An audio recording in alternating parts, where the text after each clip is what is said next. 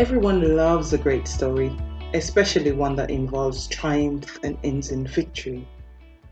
They say that our story defines who we are.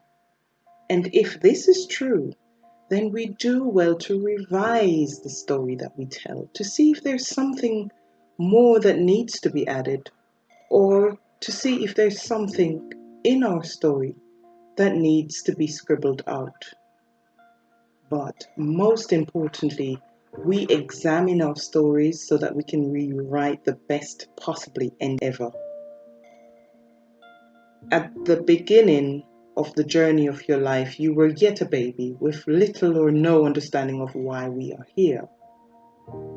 You were too young to be consciously aware of certain things. Is this life by design or is it by default? No one truly knows. But life is really a production scene. It's so much like a production scene with you being the chief producer. So it is safe to say that your life is no different from that of a movie scene. And if you knew at the age of 6 that life is indeed a journey and it is a movie, that you have also arrived here at the beginning of the journey with your talents and gifts. Let's just say talents and gifts to assist your fellow travelers along the way. And life has designed it so beautifully so that ordinarily your talents and your gifts should make room for you, in the sense that they should provide you with your treasures and your riches. And if you do well to assist others, if you persist in doing this, then you are set for life. I'm going to make mention of a book that can be found on Amazon.com, and the name of the book is The Penny Dropped. In the foreword of this book, the writer says, "I wish that you, the reader, will become enlightened to the realization that you are no ordinary person. There is an awakening revolution taking place right at this moment, in the inner of those who are conscious of it. That is, the awakening of the connaissance which reveals that the essence of a human being is to be. There is something that lies deep in the innermost core of man that can become whatever is necessary to live and fulfill a purpose. In essence, when you choose to embark on a journey of becoming, on the pathway of this personal heroism, you get to play the role of all these characters: the narrator, the guide, the victim. And just before the prelude, before the curtain closes, you become the hero."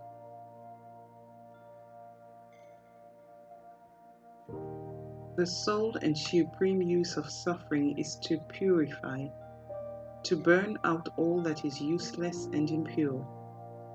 Suffering ceases for him who is pure. There could be no object in burning gold after the dross had been removed, and a perfectly impure and enlightened being could not suffer. James Allen, As a Man Thinketh.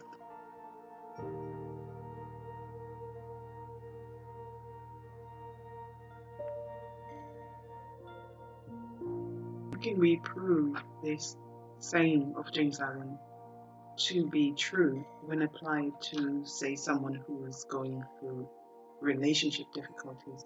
Logical perspective, we know much more about this subject today than we did in the past. So you can say that we know enough to be able to group individuals under different types of personality. And we can do that and form evidence-based conclusions, usually based on research. We categorize person based on things such as moods, attitudes, opinions, and behaviors. Behaviors are usually linked to maybe inherited personalities and so on. What we are interested in today is the subject of personality disorder. of which there are also 8 groups.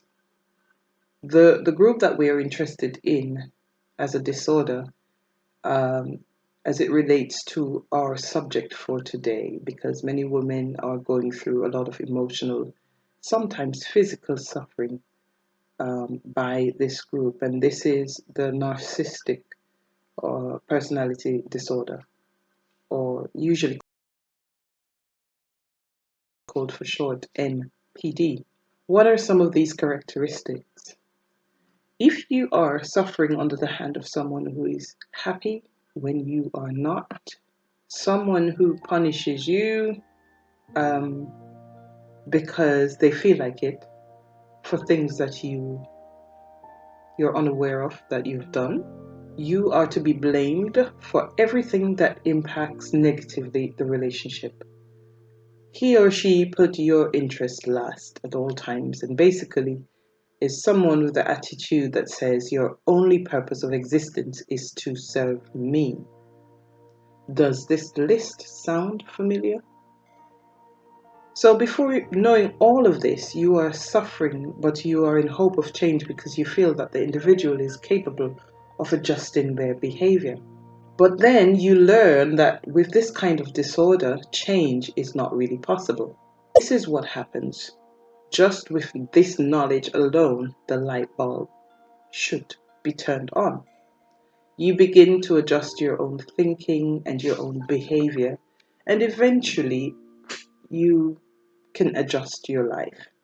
Can you identify the root cause of your suffering? Most importantly, can you accept it as your own weakness? Not to say that you are a weak person, but as in this case, the weakness was the lack of knowledge of um, a personality disorder.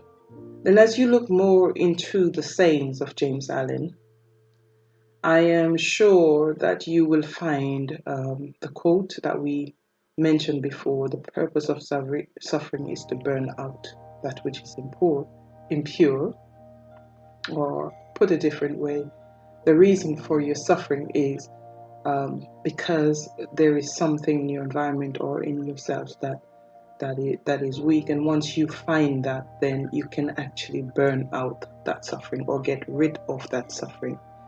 You become a stronger person, and you could almost say you become a new person. And with your personality or your character being reformed, you're now in a better position. So if you were to undergo some other adversity or suffering, you find that it's so much easier to channel them because you are a stronger person. I'm going to end the session with an exercise from the book that we mentioned before, The Penny Dropped, from chapter 1.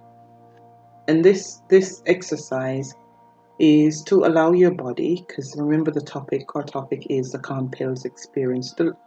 So this exercise is to allow you to get into a state where you are much calmer, because when you become a calm person, then it's so much easier for you to channel your way through life and to have the success that you need in life.